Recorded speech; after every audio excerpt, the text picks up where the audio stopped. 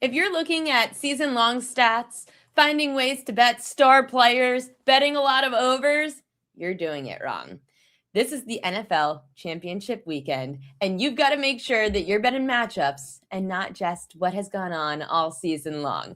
Season-long stats, a thing of the past. We look at how a lot of these players are doing against certain defenses that are good or bad against their position. I'm the prop queen, Ariel Epstein. I've gone 11-2 so far betting NFL playoff props. I'm here to help you be a smarter prop better.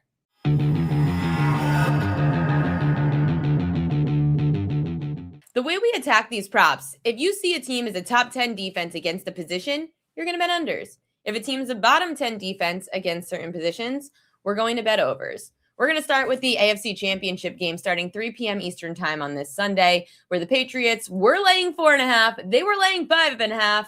Now the Patriots are laying 3.5 at the Denver Broncos. Total's gone up from 40.5 to 42.5.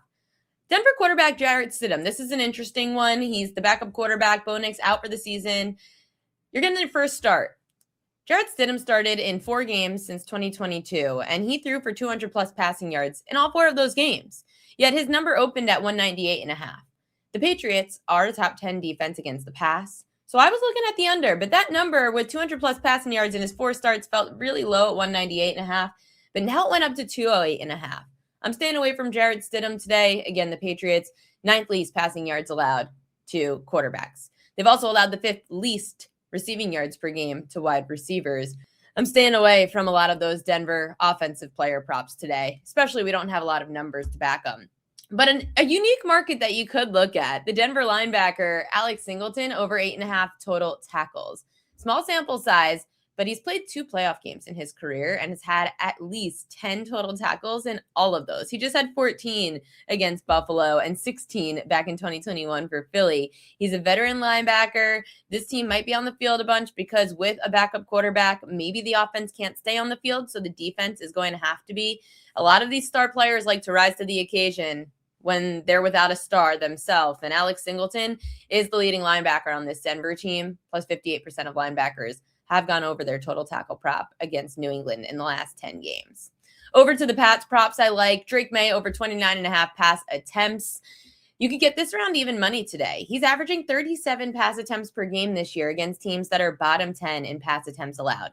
The Denver Broncos allowed the 6th most pass attempts per game, with 53% of quarterbacks going over their pass attempt prop against the Broncos. I don't want to look at any of the Patriots running back props because I feel like I am just guessing between Henderson and Stevenson. I will mention that Stevenson's props have been on the rise while Henderson's rushing yard props have gone down. So something to be aware of. A player prop I do love for the Patriots. It was one of the first ones I bet. Hunter Henry, the tight end for the Pats, over his receiving yards prop. 39.5 is what I saw. It's even gone up to as high as 41.5. He's averaging 67.5 receiving yards per game when up against teams that are bottom 10 against tight ends. Denver, 9th most receiving yards per game to tight ends. 61% have gone over their receiving yards prop against Denver in the last 10 games, and 71% actually went over their receptions prop in the last 10 games. So definitely take a look there at Hunter Henry over 39.5 receiving yards. Before I switch over to the Seahawks and Rams game, I just want you guys to know all of this is posted in the Prop Queen betting guide. Not only are these props in there with all the research I'm giving out so you can get it straight to your inbox, you could see the longer list. Like I went through all of the offensive player prop edges. This one I just condensed to some of the ones that I felt stood out the most and some numbers that are still available. There is a long list on the Prop Queen guide. I'm not always right when picking out from the long list. You guys know you could get a long list of props, you pick some of the losers, and you left some off your card. That's what the Prop Queen betting guide's for. This way, I don't leave anything off my card per se. You guys can pick any of the winners from that long list of props. Make sure to go to thepropqueen.com and you can check it out there. For the Rams and Seahawks game, this spread stayed 2.5. Seahawks laying it at home.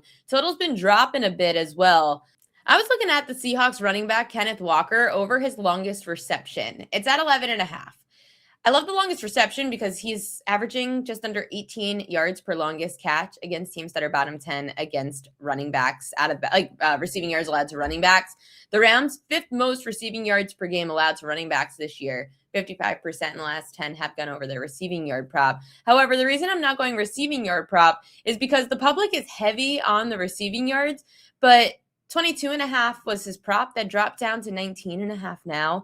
That seems a little fishy, so I'm not going to bet the receiving yards, but I do have the over on the longest reception. Seahawks tight end A.J. Barner under his receiving yard prop. It was 29.5. It's dropped to 27.5. Even though he's done well this year, Barner, he's done really well against the Rams, 70 and 49 receiving yards. So why is this number so low at 29.5?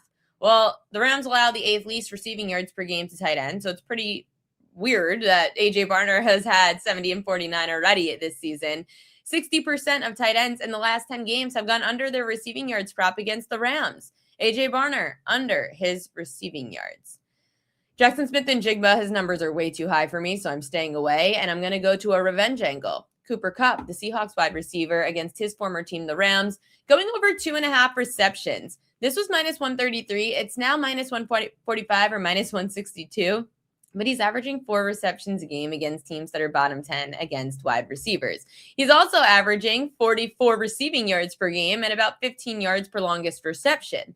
Yet that longest reception goes up to 18.5 yards when he's at home. So if you don't want to lay it, a heavy number on the receptions, you can go over longest reception for Cooper Kupp to have a catch for at least 16 yards against his former team. His former quarterback, Matt Stafford, over his completions was intriguing since Stafford's averaging 23 to 24 completions per game against teams that are bottom 10 in completions allowed to quarterbacks. Seahawks tied for the 6th most completions per game allowed to quarterbacks at 22 a game. 56% of quarterbacks went over their completions prop this year. You could also look to his over on pass attempts, but on the road, his attempts drop off by like 1 or 2, so I was staying away from that. Kyren Williams, you could look at some of his props. Over his receiving yards stood out a bunch. Kyren Williams over his longest reception, over his receiving yards. The receiving yards prop went up from 11.5 to 13.5. Overall, Kyren Williams is averaging 21 receiving yards per game against teams bottom 10 in receiving yards allowed to running backs. Seattle tied for 6th most allowed to running backs, but the problem has been only 48% went over their props, so the books have pretty much caught on to that. When it comes to the Rams tight ends, Colby Parkinson, Tyler Higbee, even though Parkinson's props have been on the rise, I'm looking at Tyler Higbee here. He has gone over 1.5 receptions, averaging close to 3 receptions per game against teams bottom 10 against tight ends. His longest reception is averaging 21 yards per longest catch in those matchups, 41 receiving yards. I know everyone's going to go to Parkinson, but he led the Rams in receiving yards against the Bears with 3 receptions for 56 yards and a longest catch of 35 yards.